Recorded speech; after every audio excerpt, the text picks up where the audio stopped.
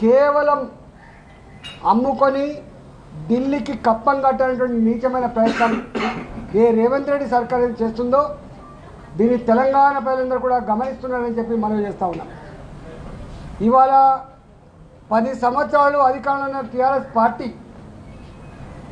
ఆనాడు కేసు గెలిచినప్పటికి కూడా, ఆనాడు సుప్రీంకోర్టులో కేసు గెలిచింది కూడా ఇది విశ్వవిద్యాలయానికి సంబంధించిన భూమి, పర్యావరణం దెబ్బతినే ఆస్కారం ఉంది. ఇంతకుముందు మామూలు చెప్పినట్టుగా 700 పైచిలకు స్పీసీస్ అలా జీవనం కొనసాగిస్తూ ఉన్నాయి. అక్కడ మెడిసినల్ ప్లాంట్స్ ఉన్నాయి. ఎకలాజికల్ ఇంబ్యాలెన్స్ అయ్యే ఆస్కారం ఉందని చెప్పి ఆనాడు వాదిస్తే సుప్రీంకోర్టు ఇవాళ విశ్వవిద్యాలయ భూమిని ఎవరికి దారదత్తం చేయొద్దని చెప్పి తీర్పు ఇవ్వడం జరిగింది. ఇవాళ రేవంత్ రెడ్డి సర్కార్ 400 ఎకరాలలో అక్కడున్న జింకలను చంపి, అక్కడున్న నెమళ్ళను చంపి, అక్కడున్న మెడిసినల్ ప్లాంట్స్ని కూడా పీకేసి ఇవాళ కాంక్రీట్ జంగల్ లాగా చేసే ప్రయత్నం చేస్తూ ఉంది. హైదరాబాద్ విశ్వవిద్యాలయం కూడా గొప్పతనాన్ని రాబోయే కాలంలో ఇంకా కొన్ని వేల మందికి జ్ఞానం అందించేటువంటి విశ్వవిద్యాలయంగా ఎదగకూడదని, అది ప్రపంచ స్థాయి విశ్వవిద్యాలయంగా చేసే ఆస్కారం ఉండకూడదని చెప్పి ఏ కుట్ర అయితే చేస్తుందో దీన్ని తీవ్రంగా భారతీయ జనతా పార్టీ అడ్డుకుంటుంది, దీన్ని ఆపుతామని చెప్పి మనం చేస్తూ ఉన్నాం. ఇవాళ ఆ ప్రాంతాన్ని సందర్శిస్తామని చెప్పి పోతూ ఉంటే హౌస్ అరెస్టేషన్లో అర్ధరాత్రి పూట దొంగల్లాగా అక్కడున్న విద్యార్థులంతా కూడా ఉద్యమాలు చేస్తూ ఉంటే గొడ్లను కొట్టినట్టు కొట్టడమే కాకుండా ఎంటికలు పట్టి మహిళా విద్యార్థులను కూడా చూడకుండా ఇవాళ ఈడ్చుకపోయే పరిస్థితి. వాళ్ళను హరాస్మెంట్ చేస్తూ ఉన్నారు, వాళ్ళను పోలీస్ స్టేషన్లో పెడతా ఉన్నారు, కేసులు పెట్టి జైలుకు పంపే ప్రయత్నం చేస్తూ ఉన్నారు. నీ కేసులు, నీ అరెస్టులు విద్యార్థుల యొక్క శక్తిని ఆపలేవు. వాళ్ళకు తోడుగా అండగా భారతీయ జనతా పార్టీ ఉంది.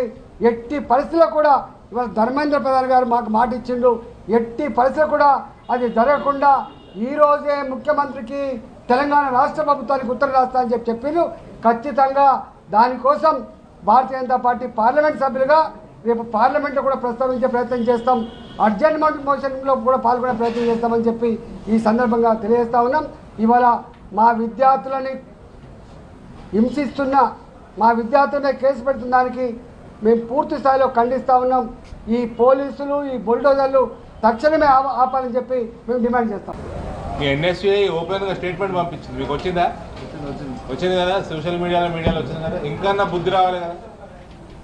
అపోజిషన్ పార్టీస్ పక్కన పెట్టు, నీ స్టూడెంట్స్ వింగే నేను తిడుతున్నది. ఈయనకి అడ్మినిస్ట్రేషన్ 0, ఈయనకి నాలెడ్జ్ 0, ఈయన రియల్ ఎస్టేట్ తప్ప ఏది కూడా చేతగా ఈయనతోటి. ఈయన పెద్ద రియల్ ఎస్టేట్ ముఖ్యమంత్రి. ఈయన ఈ డజంట్ నో ఎనీథింగ్. ఇలా రాహుల్ గాంధీకి చెప్తా ఉన్నా,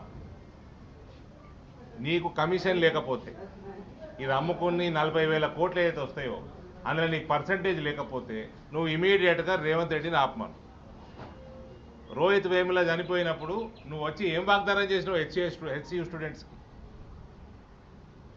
ఏం వాగ్దానం చేసినావు? ఇవాళ నీ కమిషన్ల కోసం, నీ పర్సంటేజ్ల కోసం రేవంత్ రెడ్డి ఏ ప్యాకేజీకి అయితే ముఖ్యమంత్రి పదవి ఇచ్చినావో దాని పైసల కోసం రియల్ ఎస్టేట్ వ్యాపారంలో భాగస్వామ్యమే రాహుల్ గాంధీ.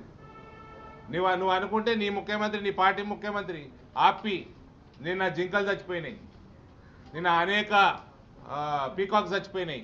ఇందిరమ్మ రాజ్యం తెస్తానని అధికారంలోకి వచ్చిన రేవంత్ రెడ్డి తెలంగాణలో పర్యావరణాన్ని రక్షిస్తానని చెప్పి హైడ్రా చట్టాన్ని తీసుకొని వచ్చినటువంటి రేవంత్ రెడ్డి గారు కొన్ని వేల చెట్లని, కొన్ని వేల పశు సంపద నిలయంగా ఉన్నటువంటి సెంట్రల్ యూనివర్సిటీలో ఉన్నటువంటి చెట్లను నరికివేయడాన్ని హైడ్రా రంగనాథ్ కళ్ళు మూసుకొని ఎట్లా చూస్తున్నాడో ఒకసారి సమాధానం చెప్పాలి.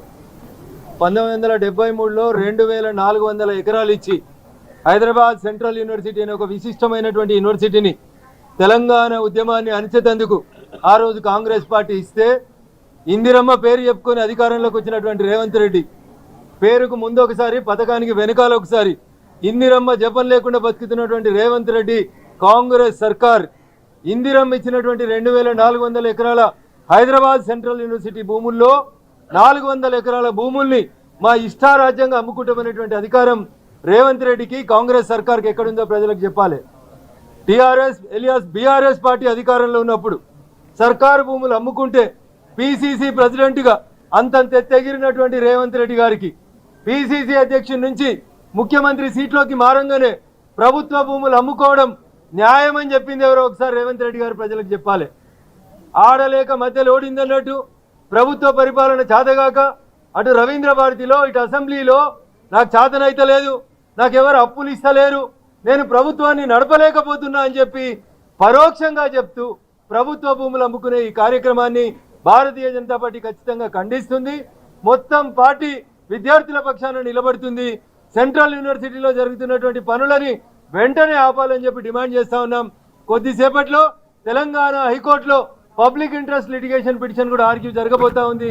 అదే రకంగా పర్యావరణాన్ని రక్షించడం కోసం ఎన్జీటీలో కూడా పిటిషన్ వేస్తాం. ప్రజాప్రతినిధులుగా మేమందరం అటు న్యాయస్థానాలను కూడా ఆశ్రయిస్తాం, ఆ భూములను రక్షిస్తాం, విద్యార్థులకి అండగా నిలబడతాం. అదే సెంట్రల్ యూనివర్సిటీలో ఏదో జరగరాంది జరిగిందని 4 సార్లు వచ్చిన రాహుల్ గాంధీకి ఇలా సెంట్రల్ యూనివర్సిటీ కనబడతలేదా? సెంట్రల్ యూనివర్సిటీలో విద్యార్థుల మీద పోలీసుల లాఠీ చార్జ్ కనబడతలేదా? ఒక్కసారి రాహుల్ గాంధీ గారు ఆలోచించాలి. జంతర్ మంతర్ దగ్గర ధర్నా అయిపోయినాక రేవంత్ రెడ్డి, రాహుల్ గాంధీ మీరందరూ దమ్ముంటే సెంట్రల్ యూనివర్సిటీకి రండి. ఏ సెంట్రల్ యూనివర్సిటీని వేదికగా పెట్టుకొని భారతీయ జనతా పార్టీని బదనాం చేసేందుకు మీరు గత ప్రభుత్వంలో ప్రయత్నం చేసిర్రో, ఇలా నీకు ముఖ్యమంత్రి నీ రాహుల్ గాంధీకి చేతనైతే ఒక్కసారి సెంట్రల్ యూనివర్సిటీ గేట్ కాడికి రా. ఆ రోజు ఎట్లొచ్చినావో ఇవాళ అట్లొచ్చి విద్యార్థుల పక్షాన నిలబడు. ఇవాళ అక్కడ ఉన్న విద్యార్థులు నీకు సమాధానం చెప్తారు, నీ పార్టీకి సమాధానం చెప్తారు. అందుకని మంత్రులు వచ్చి మేము కోర్టులో గెలిచినాం, ఏమిచ్చింది కోర్టు ఆర్డరు? ఒక్క మంత్రి అనేది చదివిండి ఆ కోర్టు ఆర్డర్ని. 2024లో కేసు గెలిచినామని చెప్తున్నారు. దేని మీద గెలిచిండ్రు? 2004లో ప్రభుత్వం ప్రైవేట్ వ్యక్తులకు ఇచ్చినటువంటి భూములు రద్దు చేస్తూ 2006లో కాంగ్రెస్ ప్రభుత్వం తీసుకున్న నిర్ణయాన్ని అప్పుడు ఉన్నటువంటి హైకోర్టు 2024లో సపోర్ట్ చేసింది. 2024లో వచ్చిన జడ్జిమెంట్ నాడు 2006లో కాంగ్రెస్ పార్టీ తీసుకున్న నిర్ణయం ప్రైవేట్ వ్యక్తులకు ఇవ్వాలనే నిర్ణయానికి వ్యతిరేకంగా వచ్చింది. మరి నాటి ముఖ్యమంత్రి ఉమ్మడి ఆంధ్రప్రదేశ్ ఉన్నప్పుడు ముఖ్యమంత్రి ఏమో తెలంగాణ భూముల్ని కాపాడాలంటే తెలంగాణ వచ్చిన ముఖ్యమంత్రి తెలంగాణ భూముల్ని అమ్మాలంటున్నాడు. దీన్ని ఖచ్చితంగా ఆప్తాం. భారతీయ జనతా పార్టీ విద్యార్థుల పక్షాన చివరిదాకా నిలబడుతుందని చెప్పి ఈ సందర్భంగా ఈ రాష్ట్ర ప్రభుత్వాన్ని హెచ్చరిస్తా ఉన్నాం. హైదరాబాద్ సెంట్రల్ యూనివర్సిటీ కేవలం మన ఉమ్మడి ఆంధ్రప్రదేశ్కి, ఈరోజు తెలంగాణకే కాదు భారతదేశానికే తలమానికంగా గొప్పగా ఉన్న విశ్వవిద్యాలయాల్లో ఒకటి అని చెప్పక తప్పదు. ఇవాళ హైదరాబాద్ సెంట్రల్ యూనివర్సిటీలో నెలకొని ఉన్న పరిస్థితులు చూస్తుంటే డెఫినెట్గా ప్రజాస్వామిక స్ఫూర్తి ఉన్న ఎవరికైనా, సామాజిక స్పృహ ఉన్న ఎవరికైనా మరి డెఫినెట్గా బాధ కలగక తప్పని పరిస్థితి కనబడతా ఉన్నది. పిల్లలు పాపం వారి బాధ్యత కాకపోయినా వారికి నిజంగా చెప్పాలి అంటే సంబంధం లేని అంశమైనా కూడా వారు చేస్తున్న పోరాటం, వారు ఏదో ఆశించి స్వప్రయోజనం కోసమో తమ లాభం కోసమో కాకుండా హైదరాబాద్ నగర భవిష్యత్తు కోసం, తమ విశ్వవిద్యాలయ భవిష్యత్తు కోసం వారు పడుతున్న ఆరాటం ఏదైతే ఉందో నిజంగా కూడా చాలా గొప్పది. ఈ మధ్యకాలంలో కొత్త తరం పిల్లల్లో పోరాట స్ఫూర్తి తగ్గిందేమో అని అప్పుడప్పుడు మేము కొద్దిగా ఉద్యమం నుంచి వచ్చిన వాళ్ళం అప్పుడప్పుడు బాధపడుతూ ఉంటాం. కానీ అదేమీ కాదు.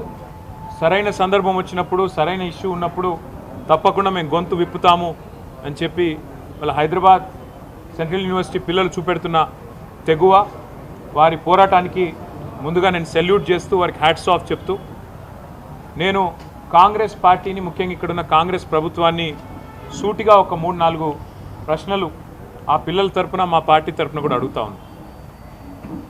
ఒకటి, ఇవాళ మీరు చేస్తున్న దాష్టీకం, మీరు చేస్తున్న అరాచకం గత 3 రోజులుగా వందల సంఖ్యలో బుల్డోజర్లను పంపి, వందల సంఖ్యలో అక్కడ హిటాచీ మెషిన్లను పంపి, వందల మంది పోలీసు వాళ్ళని పెట్టి, ఎందుకు ఇంత ఆగం, ఇంత గందరగోళంగా అక్కడ ఉండే చెట్లను కొట్టేసి, అక్కడ ఉండే జంతువుల్ని తరిమేసి, అక్కడ ఏమీ లేదో అదంతా బంజరు భూమి అని చెప్పడానికి ప్రభుత్వం ఎందుకింత ఆరాటపడుతున్నది చెప్పాలని నేను కోరుతా ఉన్నాను.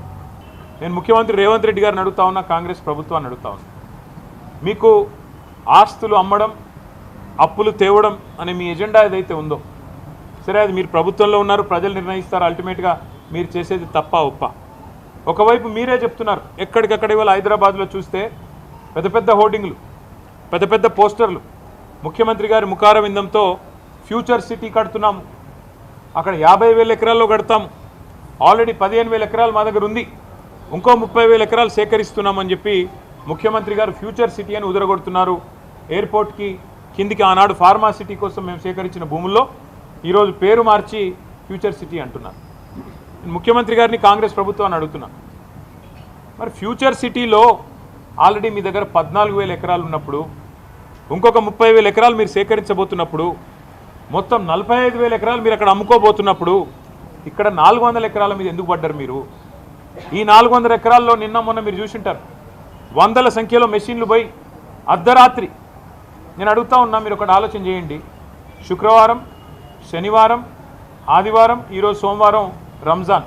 ప్రభుత్వానికి తెలిసి 4 రోజులు కోర్టుకు సెలవులని, అందుకే ఇబ్బడి ముబ్బడిగా మెషిన్లను పంపి వందల సంఖ్యలో పోలీసులను పెట్టి అడ్డం వచ్చిన పిల్లలను ఇష్టం వచ్చినట్టు కొట్టి వాళ్ళను ఆడపిల్లలను చూడకుండా బట్టలు చింపి ఒక దుశ్శాసన పర్వానికి తెరదీసి ఇంత అరాచకం ఏదైతే రేవంత్ రెడ్డి ప్రభుత్వం చేస్తున్నదో, మరి అక్కడ పక్షులు, అక్కడ నెమళ్ళు కేకలు పెడుతున్నాయి, గొంతు చించుకుంటున్నాయి, మాకు జరుగుతున్న ఈ అన్యాయం మీకు కనబడతలేదా, వినబడతలేదా అని చెప్పి రోధిస్తున్నాయి, ఏడుస్తున్నాయి. ఇది మీకు వినబడతలేదా రాహుల్ గాంధీ గారు? నేను అడుగుతా ఉన్నా. పర్యావరణ ప్రేమికులు, దేశ స్థాయిలో రాష్ట్ర స్థాయిలో ఉన్నవాళ్ళు, మేధావులు మౌనంగా ఎందుకున్నారని మేము అడుగుతున్నాం, పిల్లలు అడుగుతున్నాం. మీకేం కనబడట్లేదా? ఫ్యూచర్ సిటీలో 45,000 ఎకరాలు మీరు సేకరించి అమ్ముకుంటానని ఓపెన్గా బడ్జెట్లో చెప్తున్నారు, బయట చెప్తున్నారు. మరి 400 ఎకరాలు వదిలేస్తే మీకు పోయేదేముంది, వచ్చిన నష్టమేముంది?